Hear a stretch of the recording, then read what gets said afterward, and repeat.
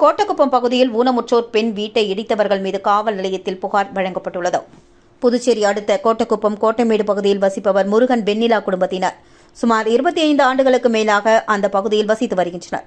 வெண்ணிலா ஊனமுற்ற பெண் என்பது குறிப்பிடத்தக்கது. வீட்டின் பின்புறம் கழிவறை மற்றும் மதில் சுவர் கட்டும் பணிகள் நடந்து வரும் நிலையில் வீட்டின் உரிமையாளர்கள் அனுமதியின்றி தனிப்பட்ட விரோதத்தின் காரணமாக கோட்டக்குப்பம் நகராட்சி தலைவர் ஜெயமூர்த்தி உறவினர் வீட்டில் யாரும் இல்லாதபோது ஜேசிபி இயந்திரம் மூலமாக இடித்துள்ளார். இதனை அடுத்து வீட்டின் உரிமையாளர் முருகன் கோட்டக்குப்பம் காவல் நிலையம் மற்றும் காவல் கண்காணிப்பாளர் அலுவலகத்தில் புகார் வழங்கியுள்ளார். இதுகுறித்து போலீசார் வழக்கு பதிவு செய்து விசாரணையில் ஈடுபட்டுள்ளனர்.